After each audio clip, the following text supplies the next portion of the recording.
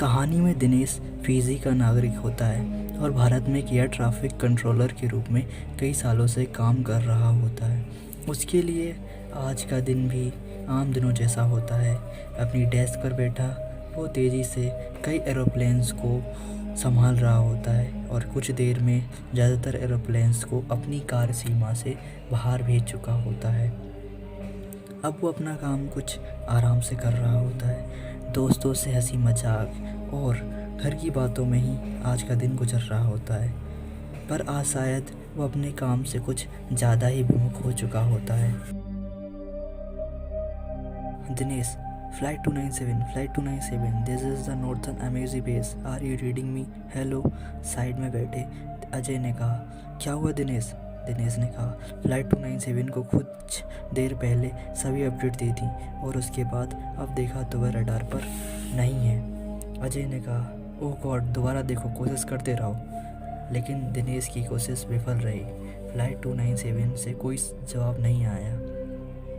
Flight 297 आखिरी update तक रघुवीरपुर झारखंड के जंगलों से गुजरता हुआ पाया गया था। एक दिन बीत जाने के बाद अब तक सभी फ्लाइट के सुरक्षित होने की आस छोड़ चुके थे, पर उसकी खोजबीन का काम जारी था। दिनेश की लापरवाही से सभी गुस्से में थे। सरकार पर जनता और बाहरी देशों का दबाव बढ़ने लगा। दिनेश पर एक ही दिन में कुछ जानलेवा हमले भी हुए और भारत में फिजी एम्बेसी ने भारत सरकार से दिनेश को कुछ दिनों तक गुपचुप तरीके से हिरासत में रखा ताकि उसकी जान को कोई खतरा ना हो।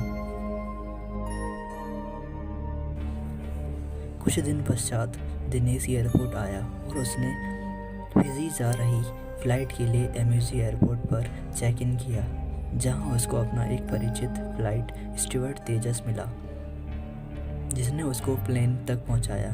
पर अधिकारियों के अनुसार चेक इन करने के बाद दिनेश गायब हो गया। उसे एयरपोर्ट पर हर जगह ढूंढा जा रहा था।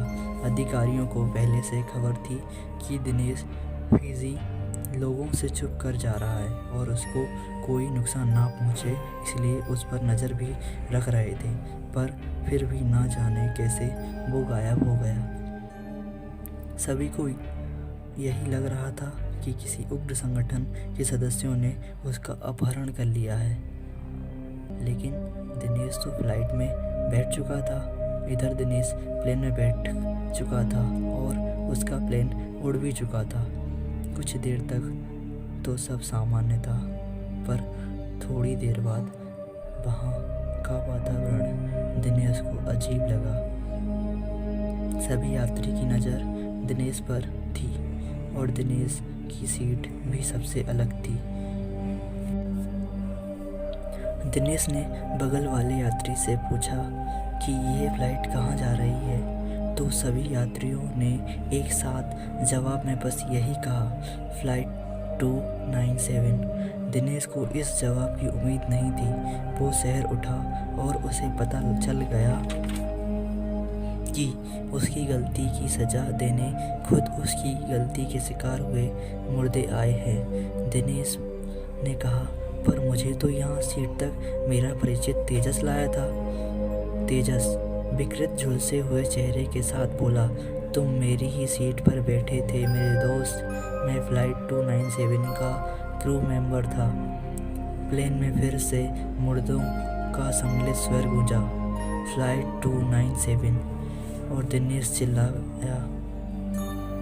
और अगले दिन फ्लाइट 297 का मलबा रघुवीरपुर के जंगलों में मिल गया। सभी यात्रियों की लाशों के अवशेष भी मिल गए और पहचान भी कर ली गई।